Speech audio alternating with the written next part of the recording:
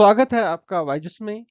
वाइजस आपके लिए लेके आया है फिजिक्स विद इन यू। ये आपकी मदद करेगा हाई स्कूल फिजिक्स को समझने में, और ये आप नीट और आईआईटी के अगर आप एस्पिरेंट हैं वहाँ पे भी आपकी ये मदद कर सकता है। तो हम जो आपके लिए लेके आए हैं उसमें हम स्पेशल प्रॉब्लम की पहली एक सीरीज है जिसमें हम मैकेनिक्स से स्टार्ट कर रहे हैं और बाकी धीरे धीरे फिजिक्स के बाकी सब जो उसके सब टॉपिक्स हैं उनकी एक स्पेशल प्रॉब्लम्स की एक सीरीज है। इन वीडियो के जरिए आपको समझाने की, आपको सिखाने की कोशिश करेंगे ताकि आप अच्छी तरह से समझें और अपने एग्जाम्स को, अपनी अंडरस्टैंडिंग को बेहतर बना पाए। तो स्टार्ट करते हैं। तो बड़ी इंटरेस्टिंग प्रॉब्लम है एक, जिसका नाम है बोट रिवर प्रॉब्लम। बाद में भी हो सकता है, बोट फिक्स रहना जरूरी नहीं है, तो आप उस पर भी समझेंगे। पर इस प्रॉब्लम के बारे में आप तभी जान सकते हैं अगर आपको कुछ चीजें आती हों, जैसे कि आपको वेक्टर कंपोनेंट एनालिसिस आती हो और आपको रिलेटिव मोशन के बारे में थोड़ा आइडिया हो। तो ये दो चीजें प्री रिक्वेस्ट ही हैं, आपको आने चाहिए, तो आपकी मदद हो पाएगी। चलिए इस प्रॉब्लम को पहले समझते हैं। तो पहले मैं आपको समझाता हूँ प्रॉब्लम असल में है क्या, और इसको समझने के लिए मैंने एक इंट्रोडक्शन प्रॉब्लम आपके सामने मैं प्रेजेंट कर रहा हूँ। भारत नदियों का देश है, आपको पता है, और बहुत बड़ी बड़ी नदियां हैं हमारे यहाँ, नॉर्थ से लेकर साउथ तक में। हाँ, उतनी बड़ी नहीं है जितनी बड़ी नील और अमेजन है। वहां पे तो ये आपकी और वाइडर हो जाती है, 30 माइल तक हो जाता है कुछ केसेस में। तो हमारे यहाँ जो बड़ी नदी गंगा है, दूसरी बड़ी नदी हमारे यहाँ ब्रह्मपुत्र है। ब्रह्मपुत्र नदी गंगा से भी बड़ी है। और उसके अलावा नहरें और नदियों का तो नाव सबको पता ही है, तो उसके विषय में ज़्यादा नहीं बोलूंगा। यहाँ पे हम फिजिक्स पे वापस आते हैं। तो हमने जो है प्रॉब्लम ली है, तो हमने पहले प्रॉब्लम अंडरस्टैंडिंग है कि आप रिवर के एक तरफ खड़े हैं, आप दूसरी तरफ जाना चाहते हैं, चाहे आप बोट से जाएं चाहे आप तैर के जाएं। आपका उद्देश्य ये रहता है कि मैं एक गांव पहुंच जाऊं, सामने वाले गांव में मेरा कूदूंगा पहुंच जाऊंगा, पर होता नहीं, आप कहीं और पहुंचते हैं। तो उस प्रॉब्लम को थोड़ा मैं यहाँ पे ब्रीफली, थोड़ा फास्टली समझाने की कोशिश कर रहा हूँ ताकि आप प्रॉब्लम को समझें। तो मैंने यहाँ पे थोड़ा सा मिमिक बनाया है, आप देख सकते हैं। डाटा है गंगा नदी का कि क्या क्या है, स्पीड है, गंगा नदी की स्पीड क्या है, गंगा नदी का करंट किस तरह मूव करता है, और सिटी में कहाँ जाना था। प्रॉब्लम पे दोबारा बोलूंगा, पहले मैं ब्रीफली आपको डिस्कस कर दूं कि गंगा नदी ईस्टवर्ड मूव करती है पटना में। और जब ये मूव करती है यहाँ पे, आप एक बार समझिए, यहाँ पे हमारे पास ये सिटी है ए, यहाँ पे मैंने मिमिक करा यहाँ पे हाजीपुर लाइक। और कोई आदमी बोट से या जैसे भी इस तरफ आना चाहता है, यहाँ पे मान लेते हैं यहाँ पे उसको ट्रेन पकड़नी है, पर क्योंकि रिवर करंट है वो उसको B1 से लेके B5 तक कहीं पे भी पहुंचा सकता है। तो अगर उसको नहीं आता, इस मैकेनिक्स को नहीं समझता, नदी की गति को नहीं समझता, सोचता है यहाँ से कूदूंगा यहाँ पहुंच जाऊंगा, ठीक है, तो यहाँ नहीं पहुंचेगा भाई साहब, आप यहाँ आओगे। तो ये एक जो समस्या है, इसको समझने के लिए थोड़ी सी फिजिक्स चाहिए। ये फिजिक्स हर नाव वाले में, हर तैरने वाले में अपने आप डेवलप कर जाती है। यही बात है, physics within you, that's meaning of that, physics within you. So सवाल बहुत सारे हैं। नदी हमारी ईस्टवर्ड मूव कर रही है। आप इस पटना का स्ट्रेच, पटना सिटी का स्ट्रेच देखिए, 18 किलोमीटर का स्ट्रेच है। आप किसी भी सिटी पहुंच सकते हैं, जैसे मैंने पहले ही कहा आपको। तो ये बोट के पास बहुत सारे एंगल है मूव करने के लिए, कैसे मूव करे नहीं करे, तो सबके लिए उसके पास बेसिक अंडरस्टैंडिंग होनी चाहिए। तो जब भी आप कोई रिवर बोट प्रॉब्लम को समझने की कोशिश करेंगे, तो पहले आपको ये समझना पड़ेगा कि आपको जाना है किस सिटी में, और मैं जाऊंगा कहाँ पे। अगर आप इसका कारण जानते हैं तो आप इसका आंसर दे पाएंगे, करेक्शन भी कर लेंगे, वही हमें करना है, और किस एंगल पे है। फिर कई बार टाइम भी बहुत इंपॉर्टेंट हो जाता है। तो यही सब पॉइंट ऑफ डिस्कशन है। मैंने उन पॉइंट्स को, डिस्कशन को यहाँ आपके सामने प्रेजेंट किए है, और आंसर आपको मैं दे दिए कि अगर आपको स्पेसिफिकली टाइम कैलकुलेशन सब चाहिए, तो आपको सारी फिजिक्स अंडरस्टैंड करनी पड़ेगी, उसके वेक्टर कंपोनेंट की एनालिसिस करनी पड़ेगी। तो आइए, मेरे को लगता है आप लोग प्रॉब्लम को समझ गए हैं, प्रॉब्लम कितनी वाइटल हो सकती है आप ये भी समझ रहे हैं। और कितना क्रिटिकल हो सकता है अंडरस्टैंडिंग वाइज ये भी समझ रहे हैं। तो चलिए हम पहले समझते हैं कि किस किस तरह के सवाल हो सकते हैं। तो हम वन वो पॉइंट समझते हैं और हम ये भी समझेंगे इसको सॉल्व कैसे करना है। तो ये बेसिकली आपका क्लासरूम पार्ट है, आप इसको ध्यान से समझना ये स्लाइड। और ये पार्ट आपका वीडियो का बहुत आपको मैंने दिखाया, यहाँ पे एक नदी है, आप समझिए इसको। जिसका जो विथ है, मैंने मान के चल रहा हूँ कि जो वाइड है नदी वो मीटर वाइड है। किलोमीटर्स में भी हो सकता है पर मैंने डी मान लिया फिलहाल, यूनिट को भी छोड़ते हैं। और जो नदी की डायरेक्शन है करंट की, वो एस एक्सेस के अबाउट में मान के चल रहा हूँ। आप ये देख सकते हैं दोनों पैरेलल है, राइट। और वाई एक्सेस के अबाउट आपको इस तरफ से उस तरफ जाने की आपकी इच्छा है, समझिए। अब आप जब सीधा ऐसे जाएंगे तो रिवर का करंट आपको इधर भेज देगा। आप तो इधर ही गए पर रिवर का करंट आपको इधर ले गया। तो ये कैसे हुआ? ये रिवर के करंट की वजह से हुआ। तो उसको हम कहते हैं कि आपको रिवर करंट ने ड्रिफ्ट कर दिया। आप जाना तो चाह रहे थे यहाँ पे पर ड्रिफ्ट कितना हो गए। तो ड्रिफ्ट आप कितने से होंगे? तो मान लेते हैं हम इसके कंपोनेंट एनालिसिस करते हैं। मैं आपको दोबारा समझाता हूँ इसके बारे में। तो हम इसका एक जनरल केस लिख कहते हैं इसे, तो हम जनरल केस की अंडरस्टैंडिंग करते हैं। जनरल केस में हम यहाँ नहीं कूद रहे हैं, हम एक एंगल पे रिवर के करंट के अगेंस्ट मूव करेंगे।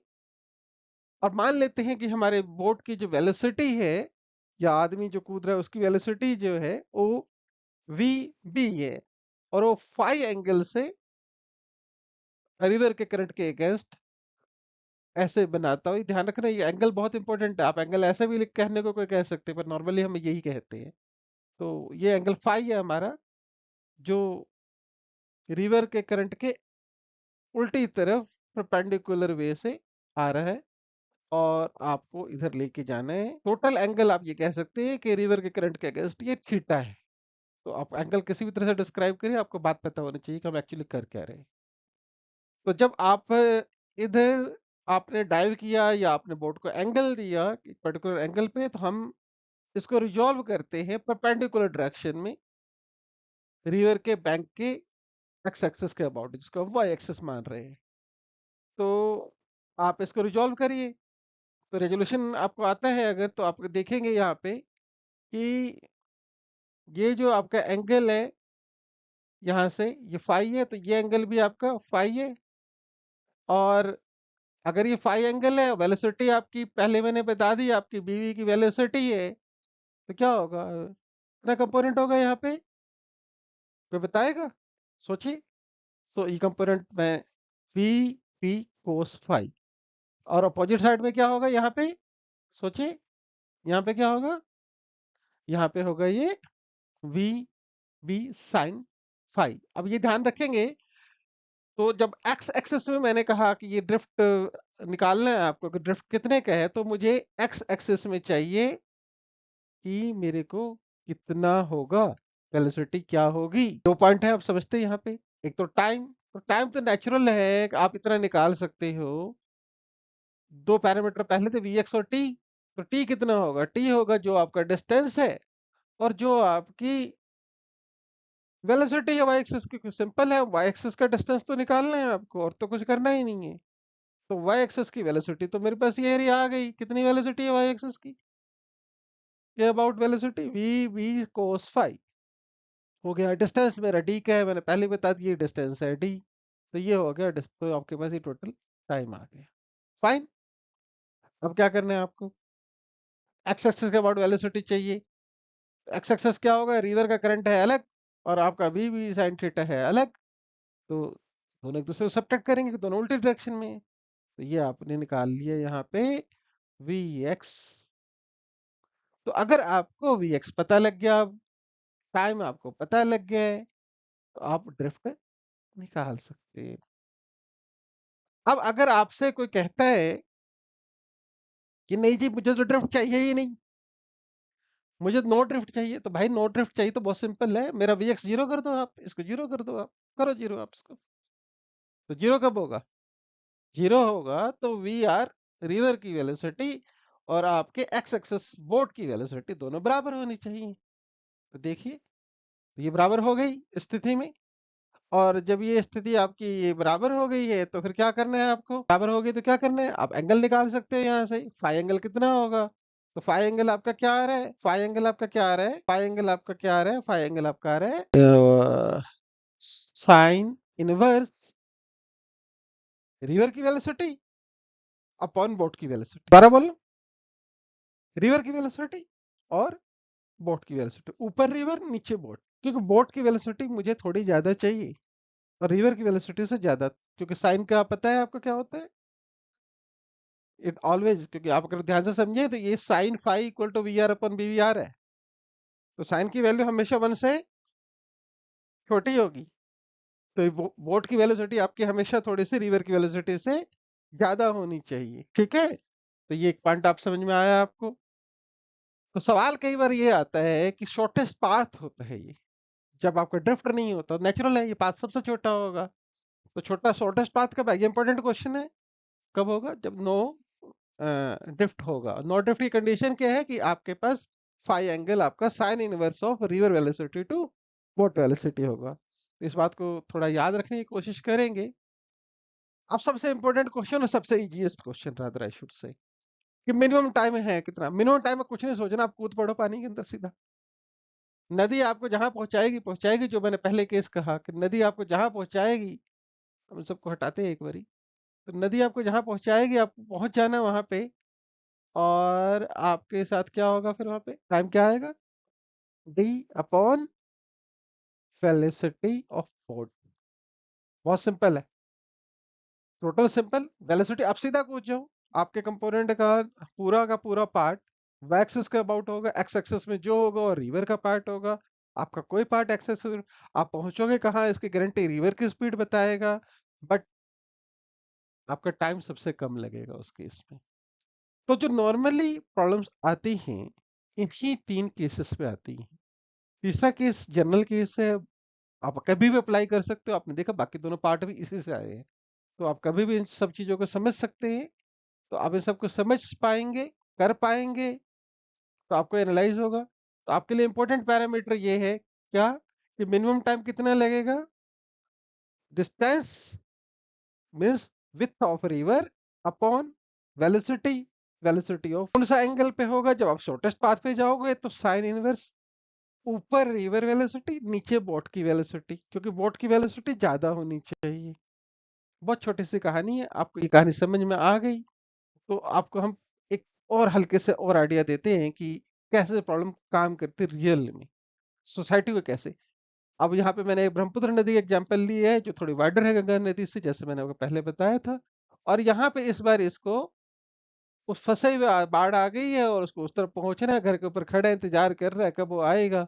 अब अगर उसको नहीं पता होगा तो कहीं का कहीं घूम जाएगा, उसको घुमाना नहीं है भाई, हमें जल्दी से जल्दी पहुंचना है, टाइम भी नहीं है हमारे पास, तो कौन सा रास्ता अख्तियार करेगा, न टू न थ्री, देखो रास्ता कौन सा अख्तियार करना पड़ेगा उसे, अगर उसे टू रास्ते पे से पहुंचना है तो उसे वन की तरफ एंगल बनाना पड़ेगा, in that case it will reach. अब आप इस बात को समझते हैं। तो जो हम पीछे आईआईटी में कई बार क्वेश्चंस इस तरह के आते हैं, आए हुए हैं, ये पुराने क्वेश्चंस हैं जो आईआईटी में आए हैं, नीट के एग्जाम में आए हैं, मैंने उनको थोड़ा सा यहाँ पे कोट करा है, और मेरा अनुमान है कि आप इस सब क्वेश्चन को फटाफट फास्टली कर लेंगे। तो चलिए हम समझते हैं एक एक प्रॉब्लम को। तो चलिए आप मेरे साथ कॉपी पेन खोलना चाह रहे हैं तो खोलिए और देखिए कौन बिना कॉपी पेन के इस क्वेश्चन को कर पाता है। तो हम जरा पहला क्वेश्चन रीड करें। तो पहला क्वेश्चन उन्हीं प्रॉब्लम जैसा है, कुछ समझिए इसे, कि नदी तो मूव कर रही है आपकी 3 किलोमीटर से, बोट आपका 5 की स्पीड पे है, रिवर 100 मीटर वाइड है, मान लेते हैं यहाँ पे, और आपसे सवाल पूछा गया है, यहाँ सवाल तो है, ध्यान से कंफ्यूज मत होना, मिनिमम टाइम और शॉर्टेस्ट पाथ, जैसे मैंने आपको दोनों बताया। तो मिनिमम टाइम कुछ मुश्किल है इसमें, minimum time simple, minimum time क्या होगा, आपकी मैक्सिमम वेलोसिटी यानी कि बोट की वेलोसिटी 5, और रिवर का फ्लो 3, वाइड कितने हैं 100। तो बताइए कितने सेकंड में क्वेश्चन कर सकते हैं आप, करिए फटाफट क्वेश्चन, बताइए आंसर, कोई बता पा रहा है या मैं ही करूं। चलिए आपको फिर मैंने हिंट दे दिया, यहाँ पे नहीं कर पा रहे हैं जो, मिनिमम टाइम कितना होगा, डी अपॉन ये अपॉन ये, कितना 20, पेन उठाने की जरूरत ही नहीं है। अगर आपको कंसेप्ट आ रहा था तो you can easily give the answer. And what is the answer, answer क्या है, यहाँ पे डी कितना है आपका, ये 10 100, और वेलोसिटी कितनी है आपके पास 5 की, बोट की वेलोसिटी कितना हो गया आंसर 20 यूनिट। आप सोच लो, ये मीटर पर सेकंड है, ये मीटर है, तो ये आपके पास आ जाएगा सेकंड, तो 20 सेकंड। फिर देन अब ये सीरियस क्वेश्चन है, शॉर्टेस्ट पाथ ऑफ कोर्स यही होगा 100 मीटर डायरेक्ट, इसमें कोई सवाल ही नहीं है करने वाला। ठीक है, तो इस such kind of question can be asked. Second thing had been asked rather, can be asked of course is a part, but it has been asked. तो दूसरा सवाल हम चलते हैं, अब इसको फटाफट देखते हैं कितने जल्दी आप कर पाते हैं। कि यहाँ पे रिवर मूव कर रहा है, सेम है, बोट है आपके पास। यहाँ देखिए ये 4 5 थोड़ा इंपॉर्टेंट है, क्योंकि कुछ एंगल्स के बारे में आपको पता होना चाहिए, तो आपको आइडिया लगेगा यहाँ पे। और क्या पूछ रहा है कि किस एंगल पे जाया जाए कि वो डायरेक्टली उल्टी तरफ पहुंच जाए, तो क्या था फार्मूला बताया था आपको, याद करिए फटाफट, ओरल है वैसे, 4/5 कोस थीटा बनेगा, साइन थीटा से आप कर लेंगे 4/5, तो साइन 5 हो गया आपका 4/5। तो एंगल आपके पास जो हो गया वो फिक्स हो गया, आप उसकी वेलोसिटी निकाल सकते हैं। तो एंगल कितना हो गया साइन इनवर्स 4। आंसर आपके इस टर्म में भी हो सकता है, और अगर आप इसके बियॉन्ड जानना चाह रहे हैं तो उस टर्म में भी हो सकता है। तो इन्होंने कुछ ज़्यादा सवाल पूछा ही नहीं है, सीधा ही पूछा what should be the angle eight which the boat must be, the angle is what, sine inverse, क्या बता रहे थे आप, 4/5। कितनी वैल्यू होती है 4/5 की, किसी को पता है 4/5 की वैल्यू क्या होती है? तो आपको ये याद रखना है थोड़ा सा, ये जो वैल्यू है अगर आप इसे एंगल टर्म में लेके जाएंगे तो क्लोज टू 53 डिग्री होता है, ये याद रखना है। ये इंपॉर्टेंट पैरामीटर है, आपके हेल्प कर सकता है। अगले पार्ट पे चलते हैं। Nearly it's not perfectly, it's exactly something I mean to say 53.13 about. सो ये आपको याद रखना है, इस वैल्यू के लिए ये होता है। राइट, अब अगले सवाल पे चलते हैं। ए रिवर थोड़ा सा ज्यादा बड़ा है, a river is wide, you understand, move कर रहा है, ठीक है, बोट की स्पीड आपको दे दी है, ये भी ठीक है। अब पूछ रहा है, आपसे शॉर्टेस्ट पाथ नहीं पूछ रहा, आपसे पूछ रहा है, क्या पूछ रहा है, टाइम पूछ रहा है शॉर्टेस्ट पाथ के लिए, तो थोड़ा ज़्यादा टाइम लगेगा आपको पता है। और ड्रिफ्ट कितने हैं, तो उसके लिए आपको एक्स की वेलोसिटी चाहिए, और तो आप इसके लिए करेंगे, तो आप again 5 you will find out कि क्या होगा, आप इसको करेंगे, और आपके पास फिर टाइम कितना आएगा, डिस्टेंस आपको पता है 20 वर्ड है, तो अगर आपके पास साइन 5 है तो कोस 5 आ जाएगा। तो जरा इसको सॉल्व करने की कोशिश करते हैं। पेन उठाने की इतनी जरूरत नहीं है, पर मैं आपके लिए थोड़ा सा पेन उठा देता हूँ। ये जो रिवर की वेलोसिटी है 4 है, बोट की 6 है, तो ये आपका हो जाएगा 2/3। ये कह रहा हूँ मैं शायद, इसे 2/3, 2/3। अब यहाँ पे आपको कोस फाई निकालने हैं, थोड़ा तरीका बता देता हूँ। हालांकि आप इसकी वैल्यू इतने पे लिख के ही छोड़ सकते हैं, साइन फाई लिख के, और अगर वो एंगल के टर्म में दे तो आप इसकी वैल्यू निकाल लेना, रफली ये कितना आ रहा है, आपके पास ये वैल्यू अबाउट 66 के आसपास आनी चाहिए, यहाँ तक मेरा आप निकाल लेंगे ये कितना आ रहा है। तो फिलहाल मेरा इंटरेस्ट ये नहीं है उसमें, क्योंकि शॉर्टेस्ट पाथ का टाइम पूछा है, एंगल नहीं पूछा है, तो मुझे क्या करना है यहाँ पे, मुझे ये नहीं करना, मुझे कोस फाई चाहिए यहाँ पे। तो आप एक ज्योमेट्री का थोड़ा सा ट्रिक दे रहा हूँ आपको मैं, instead of going to solve everything what you can do, you know it's a perpendicular, आपको पता है कि परपेंडिकुलर होगा, यहाँ पे आपके पास ये आपको पता है 3 है, ये आपके पास मान लेते हैं 2 है, तो ये कितना होगा √5 होगा। आप पाइथागोरस थ्योरम से आप इसको यूज करके देख लेना, ये कितना आपके पास आएगा, ये √5 आएगा। अगर ये √5 आएगा तो कोस फाई की वैल्यू आपको पता है कितनी होनी चाहिए, तो जल्दी जल्दी बताइए कोस फाई की वैल्यू कितनी होगी, √5/3। तो आप इसको जरा सॉल्व करना, और ये क्या है, रिवर की वेलोसिटी, और रिवर की वेलोसिटी आपको, सॉरी बोट की वेलोसिटी, बोट की वेलोसिटी कितनी दे रखी है आपको 6, तो ये कैंसिल हो गया, ये आपका हो गया 2, राइट। तो आपने इसको निकाल लिया, so इससे 2√5, तो ये आपकी वैल्यू हो गई। डी कितना है आपके पास, 200 वाट। ये कितना है आपका, √5 और 2 ऐसे कैंसिल हो गया है, इसको कर देंगे तो 100 आ जाएगा। आप इसको कैलकुलेट कर लेना। अ, आप कैलकुलेट करने का आसान तरीका है, थोड़ा सा मैथ का यूज करेंगे यहाँ पे। √5 कर देंगे, रेशनलाइजेशन आपको आता होगा, तो इसकी वैल्यू आपको पता है, तो इसे 100 से मल्टीप्लाई कर देंगे, तो इसे 223 हो जाएगा फिर आपके पास। आप इसे डिवाइड करेंगे 5 से, तो रफली आंसर आपके पास आ रहा है 44 और 45 सेकंड, 44.6 सेकंड्स बेसिकली।